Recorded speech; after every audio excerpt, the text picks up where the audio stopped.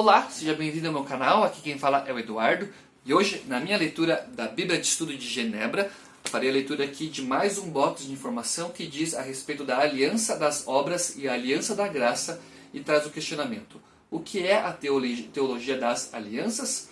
Vou dividir aqui esse box de informação em duas partes, ele é dividido também em duas partes. Aqui, ó.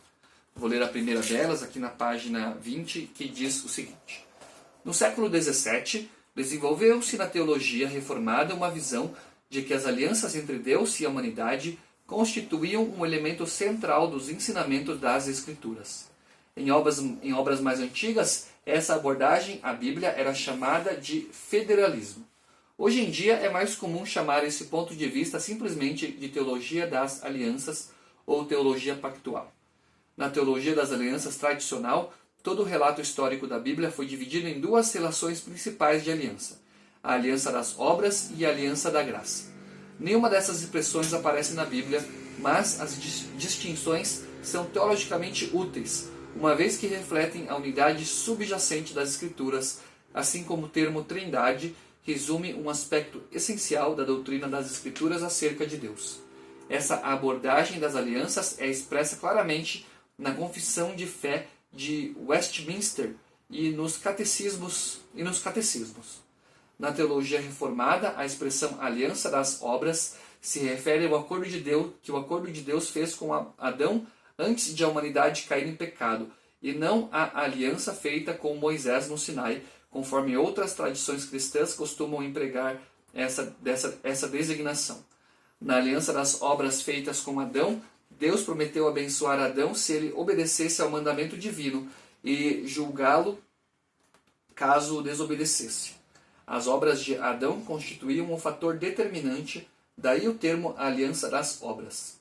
Nos últimos anos tem-se questionado a utilidade de descrever a relação de Adão com Deus como aliança das obras. Muitos estudiosos preferem falar apenas de um arranjo ou período de experiência anterior à queda do homem em pecado e à redenção. De qualquer modo, as Escrituras mostram que Adão não obedeceu a Deus. Assim, Deus providenciou outra aliança, a aliança da graça em Cristo. A expressão aliança da graça é usada para descrever a relação de Deus com o seu povo ao longo do restante das Escrituras.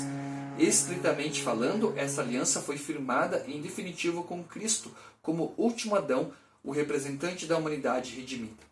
É chamada de aliança da graça porque opera com base na graça divina oferecida por meio da morte e ressurreição de Cristo a todos aqueles que creem nele. Alguns teólogos reformados falam de uma aliança celestial eterna entre o Pai e o Filho, a qual descrevem como aliança de redenção. A aliança da graça é a expressão histórica dessa aliança eterna.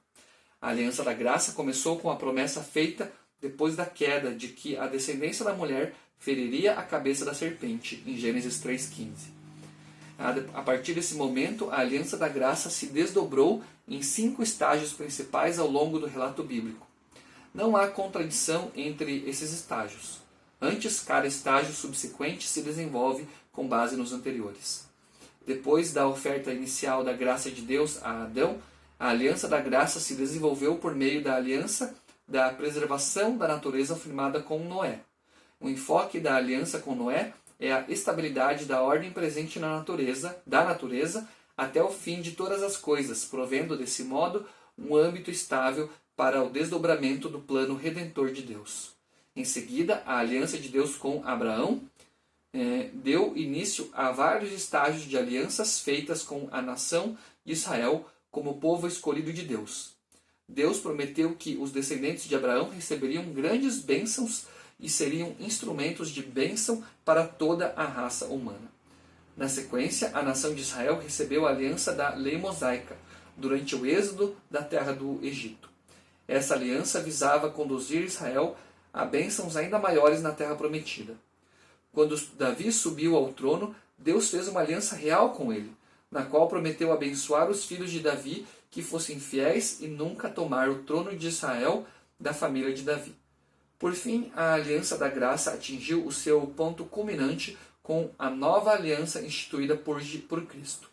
Essa aliança se dá em 3 estágios: a primeira vinda de Cristo, a história antes de sua volta e a consumação de seu reino. Nesse desenrolar da aliança da graça, seus estágios não diferem em substância. Antes, são um e o mesmo sob várias dispensações. Essa aqui então foi a leitura da primeira parte da aliança das obras e aliança da graça. E o questionamento, o que é teologia, o que é a teologia das alianças. Na minha próxima leitura desta Bíblia, lerei aqui o restante desta sessão. Agradeço por você estar me acompanhando, fique com Deus e até o meu próximo vídeo.